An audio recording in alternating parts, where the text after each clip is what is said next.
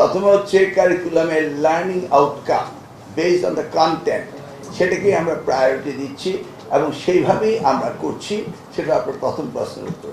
দ্বিতীয় প্রশ্নটি হলো এসএসসি এক্সাম, তাদের সিলেবাস শেষ হয়ে যাচ্ছে জুন 2026। আমরা চেয়েছি 27-এর কোনো একটি সময়, হয় রোজার আগে বা রোজার পরে নেওয়া।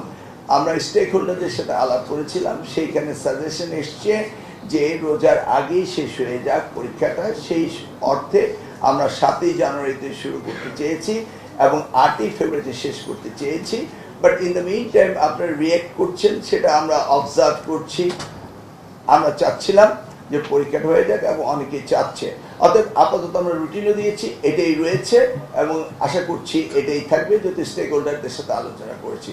পরবর্তীতে যদি আপনারা সকলেই মনে করেন 1 মাস আগানো পিছানোতে আমাদের কিছু যাবে না, বাট 2027-এ এসএসসি পরীক্ষার্থীকে বেসড নিয়ে আমরা আগামী দিনে সেশন জব এবং ইউনিভার্সিটিগুলো তাদের টাইমলি ফ্যাশনে তাদের কোর্স কারিকুলাম শেষ করতে হবে। অর্থাৎ 3 ইয়ার্স কোর্স 3 ইয়ার্স হবে, 5 ইয়ার্স কোর্স 5 ইয়ার্স হবে।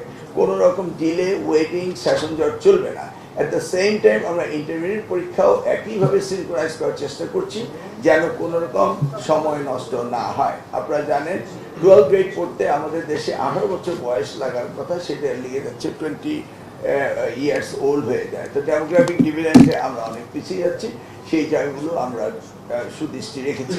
এছাড়া আমাদের এসএসসি রেজাল্ট আমরা 20 জুলাই আউট করব, সেই নির্দেশনা আমরা দিয়ে দিয়েছি এবং পরবর্তীতে আমাদের এসএসসি পরীক্ষার রুটিন এবং আমরা সব কিছু অ্যানাউন্স করেছি।